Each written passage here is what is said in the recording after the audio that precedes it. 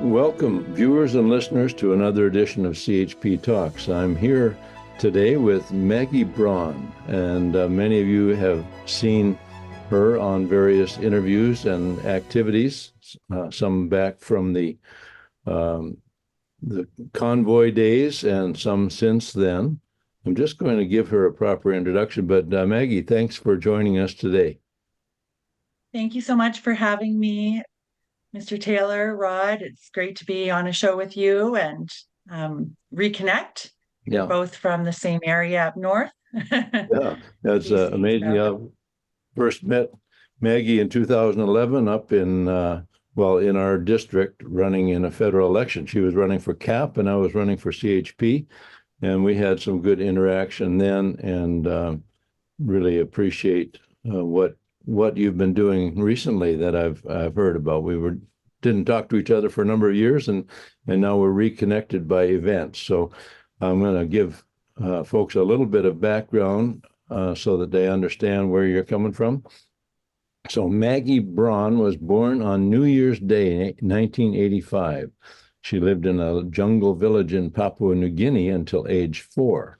Something not too many of us can claim that as our background, our beginning days. And she has a heart for mankind and a love of nature and culture, and she has studied ecosystems management.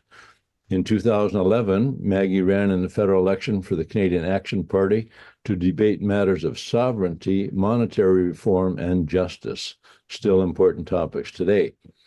Following that, Maggie homeschooled her children, participated in small-town projects, homesteaded, and served in various positions on the boards of the Canadian Action Party and the Terrace Community Gardens.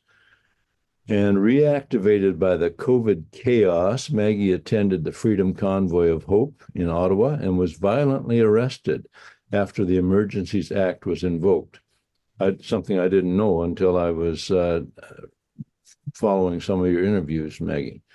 As she was kneeling in the streets of Ottawa with the Bill of Rights and the Bible before her, the Parliament of Canada straight ahead, and beside people of various faiths united in peaceful protest and prayer, the officers there took her, held her down at gunpoint. She testified at the Public Order Emergency Commission about her experience and her belief that the system and institutions were not and are not operating as originally intended. That's a belief that I share with you, Maggie. After the commission, she has enjoyed meeting like-minded people at local, regional, national, and international events, and has developed an effective networking strategy to maintain contacts, to brainstorm, and to implement solutions. And that's what we're all looking for, solutions to some of these problems. Her vision is a vast network of concerned citizens to create systematic change, to restore our country from the ground up through practical, non-confrontational strategies. And so that's a great set of values that you're representing. And yeah, I've begun to see your name a lot in various social media posts, little video clips, and so I wanted to talk to you and see what you are up to. So maybe I'll let you just start with what's going on in your life today. Yeah, thank you. It's been really busy ever since the convoy happened, and I just saw so many great people come together, and there was no way of meeting everyone on the ground over those days, and really debating and discussing the problems in our country. But since that time, a lot of people, all those people have connected, and all those people who weren't able to necessarily make it, but believe in these values, have connected. And when we look at these international organizations like ICLEI, which we can talk about later, they are an organized network of members and experts from around the world who are working together to create the kind of world that they want. Not And necessarily what's best for us. exactly. And And so I think that there's a lot of power in connecting with people and taking the time to discuss and debate the matters, and hopefully come together and create action programs and actions that we can do and tools that we can use to increase our effectiveness all across the country. And, when we look at Canada, we're a very small population on um, a very large country. And it's not possible for us to all descend upon Ottawa like they do in European nations, and everyone can get to their capital in 6 hours, and they are 10 times bigger of a population than we are. So when we have federal issues or federal agreements, with the United Nations and so on, how can Canadians effectively push back on that? And what we've discovered is a lot of the implementation of these programs is when, for instance, the UN directive programs, as I call them, they are being implemented at the local level through our municipal councils. And that is where we're focusing our energy and getting results. And we see examples of that with what I'm doing. And you shared one before we hopped on here of other people going into their local councils and pushing back on this agenda. And it works, right? So I really think it's important we share examples of what works so that other people can get inspired and think, I can do that too. Sure. And Let me just, you got so much there. I've been trying desperately to get through some of the documents and some of the video footage of your interactions and your interviews. The great one, you did a great interview with Odessa Orlewicz, and we will be posting a link to that in the, description of this episode. But just so that people know where we're starting from, and I know you're going to cover a lot of stuff, and there's a lot more that we won't have a chance to cover today. But you see, the folks will see on the screen there, ICLEI, but that is based on kicking something out. But ICLEI is it's an icky sounding word, actually.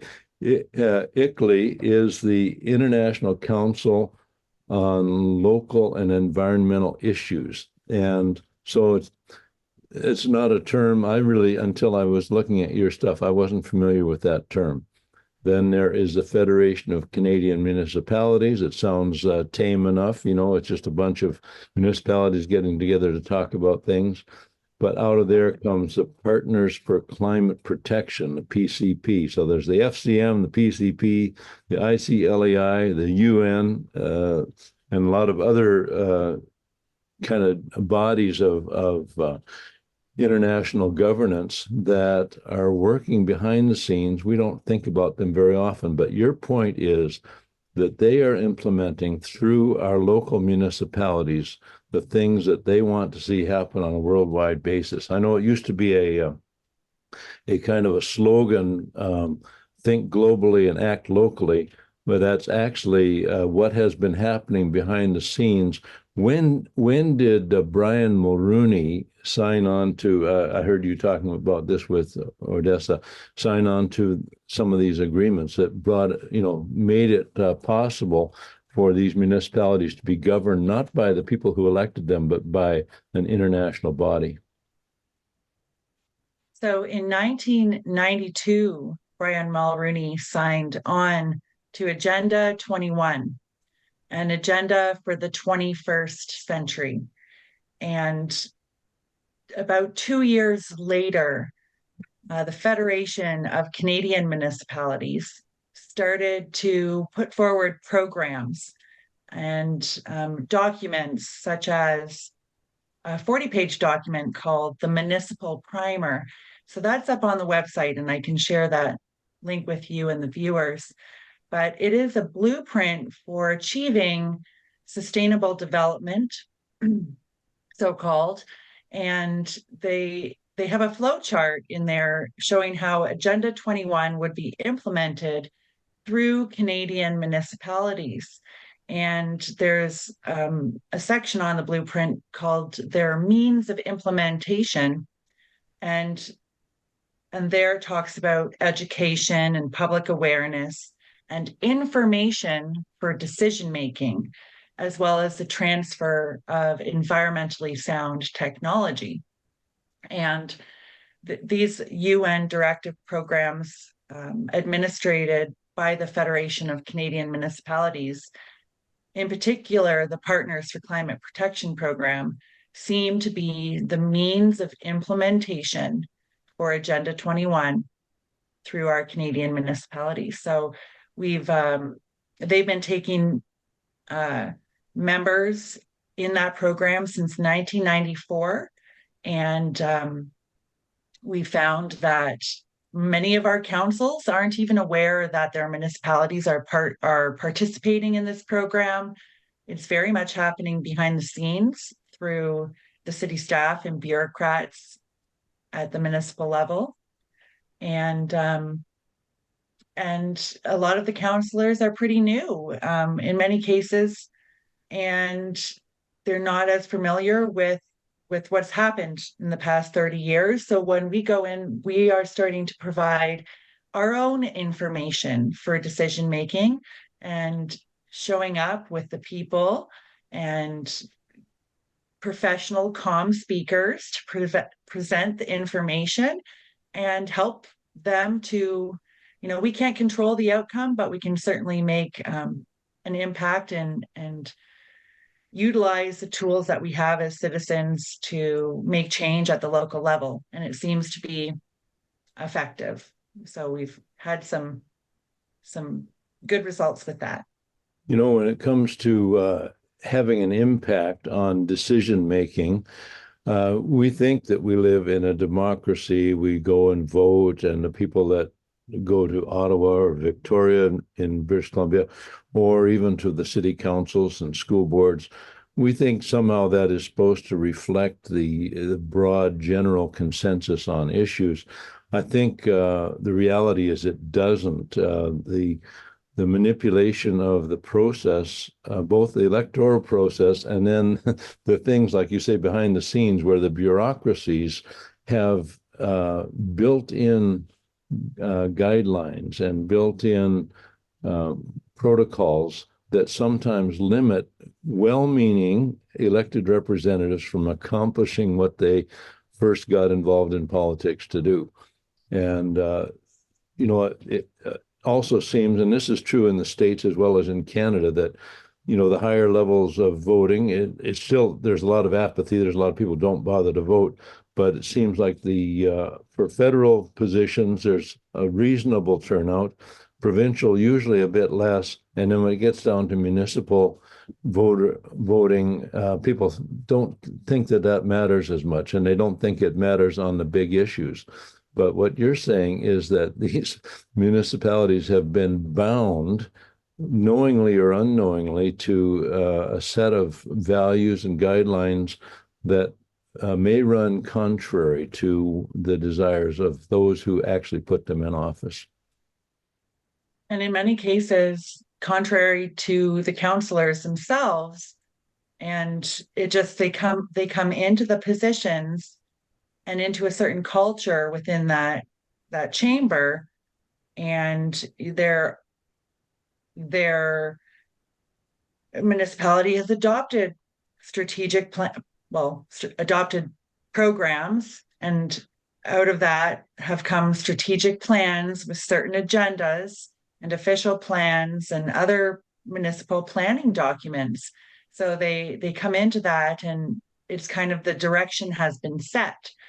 And unless they get the information that we're providing them, they don't really know how to change course. So we want to give them the information and support so that they can effectively change course. And we're also pointing out that the Government of Canada is funding the program alongside ICLEI, and the Federation of Canadian Municipalities is administrating the program. but they have all waived liability for the program's endorsement and implementation, which means that they're, in a sense, and they're not telling the counselors that when they put the resolution to join in front of them. And so the counselors have a lot to gain by listen. Well, I shouldn't say it, a lot to lose by ignoring the information that we're providing to them. And so we're trying to be helpful. We're trying to create relationships with them, and even if it means, just starting small at that local level and meeting them for coffee and sharing information. So sometimes that is a better approach. We're not going to change everyone's mind about climate change overnight, but we can start with a few facts, maybe some stories about how the policies, their sustainable development policies, are affecting our neighbors.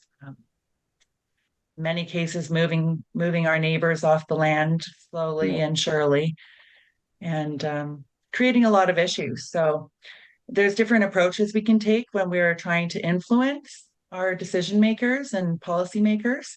And I myself seem to have found a knack for that personally. And now I'm learning about people who have effectively done this before me and reading their books and realizing that there is a strategy that we can use to be effective at this. So I'm really excited to learn more and to share and set that example for people, and to see others in action doing this as well. Well, a lot of this has to do with educating not only councillors and mayors, but fellow citizens who are largely unaware of this stuff going on, the influence of the United Nations, the WEF, some of these organizations that we don't even think about, this ICLEI, ICLEI, the International Council on Local and Environmental Issues. And for those listening to the podcast, you may not see what's going on behind Maggie there, but she has a couple of posters. One says KICLEI, so that's kicking the International Council out of local and environmental initiatives. Yeah. So, and you've got some good information on your Substack about that. The other sign says there is no climate emergency, and I think what I gathered from some of your information that you have available is that this so-called sustainable development that has been pushed for decades now is in fact Justin Trudeau and the powers that be in these ascending ranks of of tyranny, I guess. Yes. They want to use climate as the motivational factor to get people, either by desire or by political correctness, to sign on to things and to participate in initiatives that may not be for the good, certainly aren't for the good of local ownership, local enterprise, and personal freedom. So the fact that they can use the climate in such a way to twist people's arms behind their back, to do things that aren't convenient or aren't helpful, is a pretty significant deal. And that's behind the whole carbon tax, which goes up today by 23%. Yeah. While the members of parliament are getting their automatic raise of about another $8,000, Justin Trudeau is getting $16,000 a day. It is April Fool's Day, but these things will still be there on April the 2nd and April the 3rd and April the 4th. Good point. Yeah. So anyway, we are so concerned about this. So I don't want to get too sidetracked, but the use of climate, the use of the climate boogeyman to force people to do things they don't want to do is very real. So One of the things that came to me recently, and someone contacted me specifically about it, you made a presentation at Peterborough City Council, and you've presented at a number of places now. I don't know how many local initiatives you've been involved with, but can you describe what it is that you went in there? You went in there with information, and part of that is included in the Odessa Orlewicz interview. So I'm going to encourage people that they want to know more to look at that. But start from the scratch here. What did you go in there to accomplish? So just really wanted to shine a light on the fact that the global agenda is being implemented locally. And when we start looking at the strategic plans and official plans, and even the committee reports, in particular, the environmental committee reports, we're going to start seeing that the sustainable development goals and action items are in there. And we as residents have an opportunity to speak to our councils when items on the agenda concern us, or we have input to give. And that is the role that we get to play in that decision-making process. So, we would have our Saturday rallies across from town hall, and at a certain point in time, you start thinking, is this the most effective use of our time? And if we're going to come to town hall, maybe we should come and show up for the meeting and bring speakers. So the timing was great. The environmental committee reports were about to be approved. And I have a background in ecosystem management. And I think that does slightly help me when I look at the technical reports that they put out when it comes to the environment, especially through the scope of knowing that the UN is implementing it at that level, Agenda 21 at that level. And anyway, we went in, I basically highlighted everything in the report that concerned me, and noticed that they were consulting with ICLEI and receiving grants from ICLEI, and that they were talking about targeting our mobility and how the COVID pandemic modified our travel patterns, and they were looking to modify our travel patterns in the future. So there was a lot to work with in these reports when you dig a little deeper. So I went in and I pointed all of this out, and I pointed out the fact that since Canada signed on to Agenda 21, it appears that many nations are being governed by the direction of international organizations. And I named them, and I included ICLEI in that. And I think, just like myself, ICLEI, I didn't know that much about ICLEI, until I started looking into this. And I think not a lot of people do. We hear about the WEF and the UN, but this one has eluded us, right? And then I pointed out the municipal primer, and I drew attention to those items and the fact that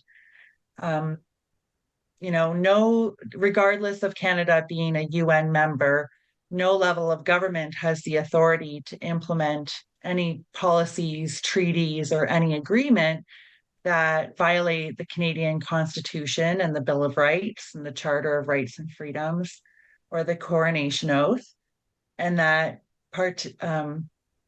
participating in any act preparatory to the takeover of our nation is an act of treason. And when we look at the definition of sustainable development, it is against private property rights, and it's all about saving the land and resources for future generations. And the municipal primer talks about settlement areas and the official plans for our municipalities are restricting population growth in any areas that aren't considered settlement areas, being the big cities. So they're driving us off the land and into the settlement areas, and restricting our private property rights. And they go about this many different ways, by restricting severances, and eventually a family just has to sell because they can't divide it off for their children or pay for their retirement, and they end up having to sell the whole thing. And we're finding that it's mainly corporations and foreign investors that are buying the land.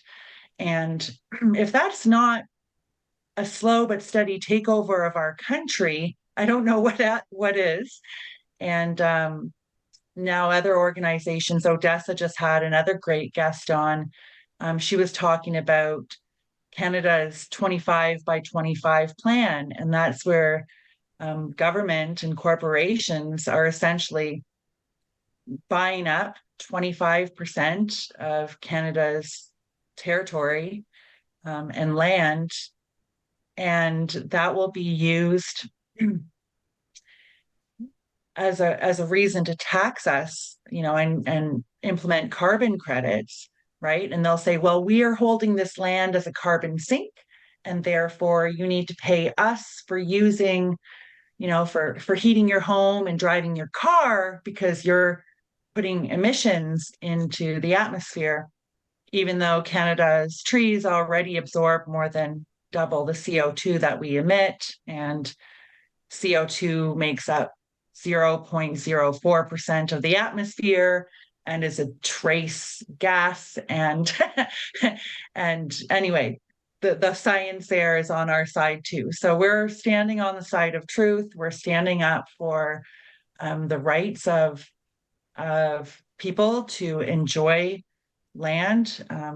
Canada doesn't have great private property rights in general, but we do have the right to enjoyment of our land and property. And we just have to use the language that is available to us to, and hopefully the truth, to reach those that can make these policy decisions to put a stop to some of this, because that's what we've been doing. Yeah, excellent. And so in Peterborough, for an example, the city council, it seems like the councillors were very open and receptive to what you had to share. They took you seriously, and they, if I understand correctly, they rescinded their the act that had put I don't know what you call it, an emotion that had put them under this jurisdiction. Is that correct?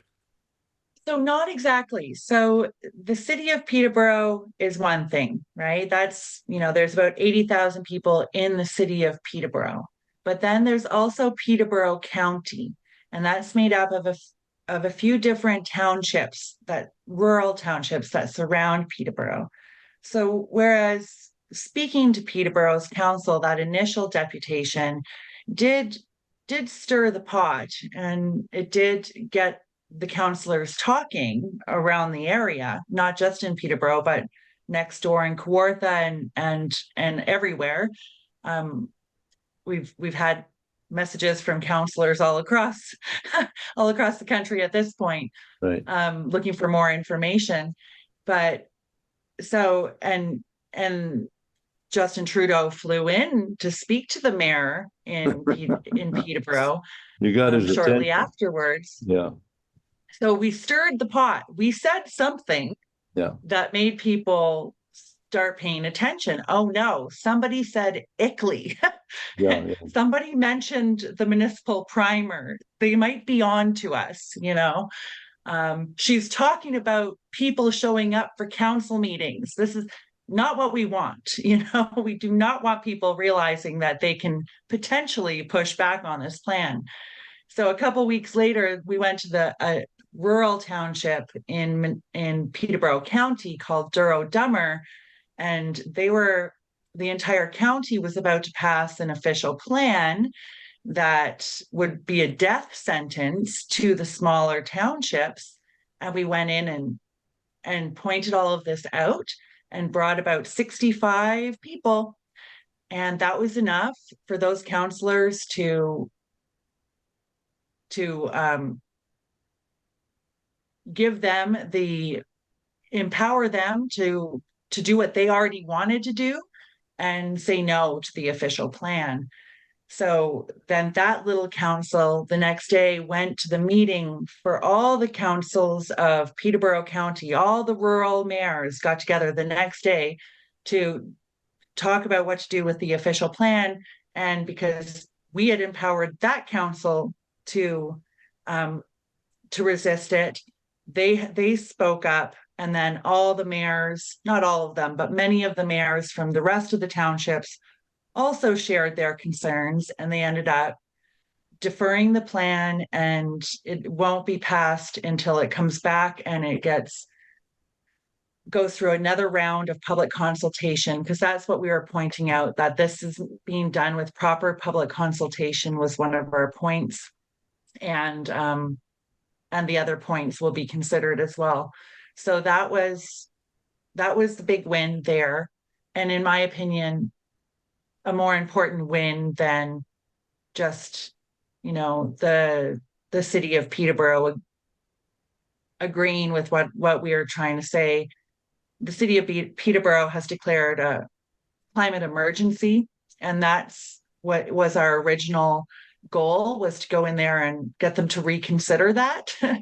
But it's turned into so much more now. Now we found that the root cause of the climate emergency are these UN directive programs coming from the Federation of Canadian Municipality, coming from ICLEI, coming from the United Nations. So now we have a lot more information to share with the councillors so that we can help them to get out of it.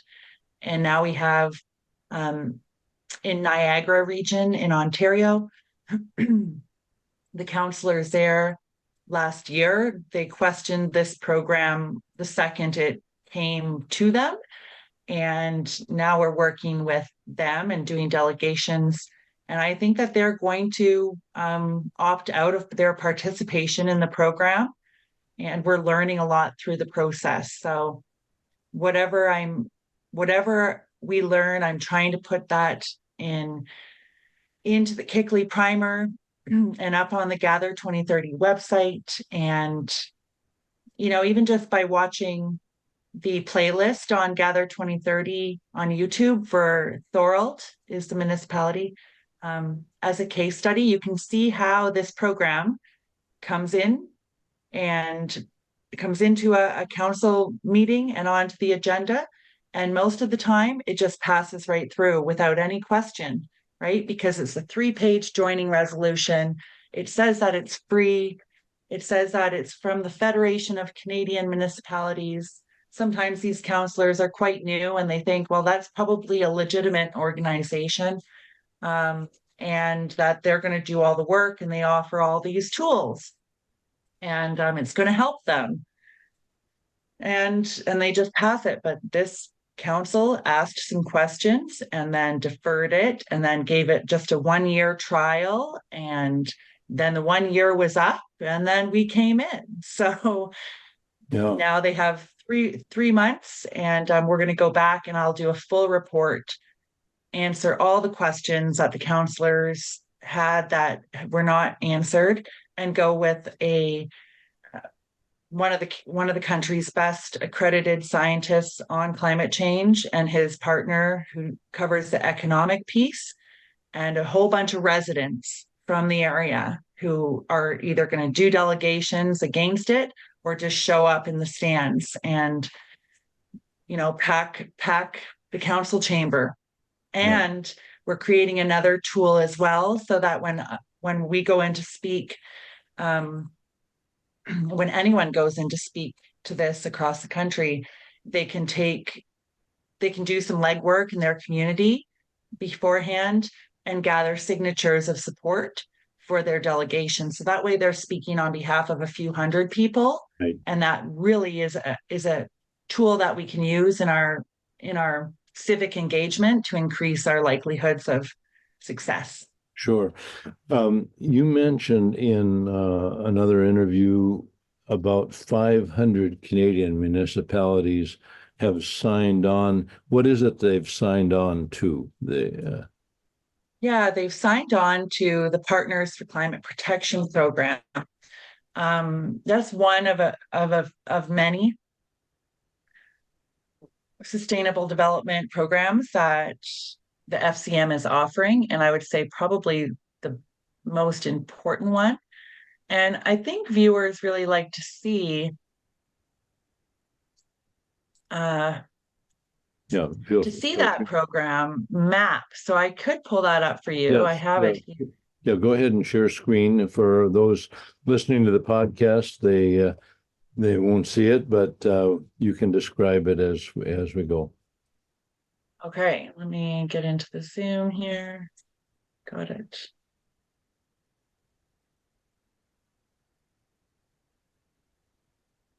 There it is.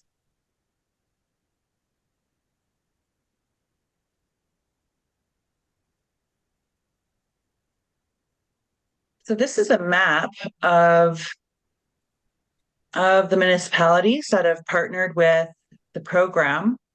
So this is from the PCP-PPC.ca website under membership. Not all the 500 municipalities are listed there, but over on the side is a map that has the rest of them. So we see the city of Terrace is there, and Smithers is there. We can also go down and search it by province. Okay. And then it'll pop it up on your map. So if I click on just BC, then the list on the side will list all the municipalities in British Columbia that have partnered with the program. So pretty much all of them, by the looks of it. And what's interesting is, so what I'm really digging into now is the 5 milestones of the program, because what we find there is that they are essentially getting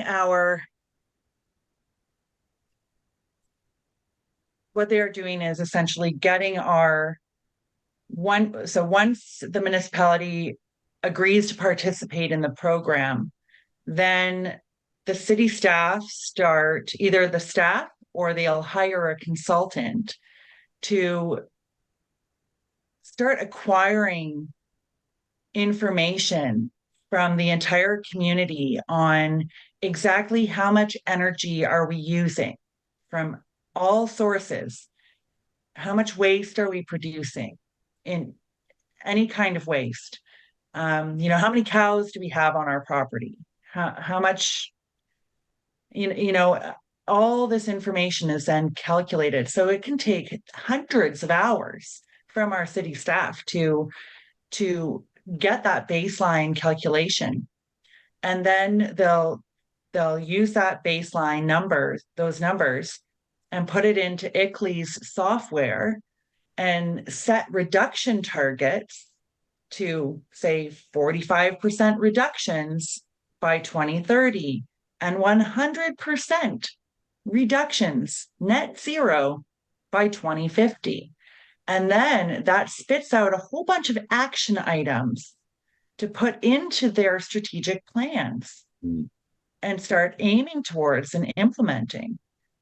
And that leads to a whole bunch of expenditures on green technology and policy changes. And, I don't know, the strange policy changes and bylaw changes, I imagine too. I know here in Peterborough, they don't want us driving our vehicles anymore. So they've made it so that it's impossible to park downtown, which makes it really hard for the business owners and people who work downtown. and but they'll install bike lanes everywhere. And it doesn't really make sense because this is Canada. We can only bike half the year. Many of us have either, depending on our demographic, we have children that are either coming with us to the grocery store, or elderly people who aren't going to be biking everywhere. And, and then you see how this will really eventually end in 15-minute cities. And the only way that you can leave those 15-minute cities is if you purchase carbon credits, because the government and big corporations in the world have bought up the land and kicked us off of it so that they can capitalize on the fact that we've bought into this whole agenda to pay for carbon, to pay for the carbon sinks to exist. And Canada's already carbon sink, so it's all very connected there. So anyway, in general, it's a move away from private ownership and private decision making into public ownership of land and resources and public decision making, or it could be maybe not public. The decision making may still be going on at higher levels of governance institutions like the United Nations, WEF, and outfits like that, rather than the local people that we elect and think are making those decisions for us. I can share, an example of what this looks like as well from the district of Muskoka. And you can see the report that they put out, cutting energy usage in half by 2030. What does that look like, right? Here is an example of what the program will put out, our emissions by sector. You can see a large portion of that is private vehicles, industry, residential, livestock, and then the waste, where that comes from. So solid waste, biological treatment of waste, wastewater, and so on. And so this is what they want to cut in half. So if you actually think of that, what that looks like, how would they achieve that, right? And this is from their report. It talks about the fact that the District of Muskoka, it has climate change emergency policies, and that they are working with ICLEI, which I've highlighted there. Mm-hmm. And they have a community energy and emission reduction plan. And it's part of their strategic plan, right? You can see that there. And that their goal is to affirm its commitment in reducing corporate and community greenhouse gas emissions by 50% by 2030 and net zero by 2050. Yeah. So I don't know. I grew up watching Captain Planet, and it just came to mind the other day. It's like, Captain Planet, he's the hero, gonna take pollution down to zero. I did not, when I heard about net zero, I didn't think that they were serious, because it seems so crazy and impossible without getting rid of a whole lot of us to bring it down to zero. Unfortunately, that is probably part of the plan as well. But the use of the scare tactic on carbon dioxide, which is a beneficial gas, plants need it to grow, and they have been masterful and persistent in pushing their agenda to the point where it is affecting every Canadian, certainly in our family economies and our ability to do the things that we need to do to have a truly sustainable lifestyle. What they're proposing, they use the word sustainable, just like they use the word democracy. They don't mean the same thing that we mean when we use sustainable or democracy or freedom. They have their own meanings behind it, but they throw these words around to kind of gloss over the agenda. So I think we're coming to the end of our time here, Maggie, but I wanted to be sure that we had the links that people need to learn more about you and about what you're doing and about how they can get involved. You have a primer on this kicking ICLEI out. And maybe you can, first of all, give the website where people can find that information. And then you can talk a little bit about citizen involvement, why it's so important that each of us, no matter how small we feel ourselves or how small our community is, it's important that we get involved. So just take a couple of minutes and give us contact information that we need and resources. And then I see you're showing, for those who are watching this in the video version, she has the ICLEI primer PDF.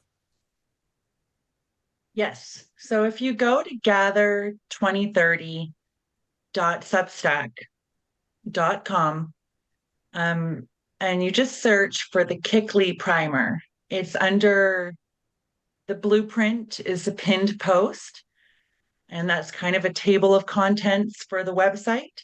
And the ICLEI initiative is my offensive strategy that I've mainly put forward myself. Some of the initiatives on Gather 2030, a lot of them are other people's initiatives that I think are wonderful and effective. And but ICLEI is kind of a specific initiative that I've put forward. And there you'll find the ICLEI primer. You can download it as a PDF. It is still a draft. It's always under revision. Lots of sections are still incoming as we learn more information. And there you'll find ways and tools that information about the UN directive programs, information about true climate science and how we counter the supporting rationale of the programs, the disadvantages of these programs, and how it is that civics works at the local level. How is it that these UN directive programs first come into our municipalities? That's important to know so that we can reverse it.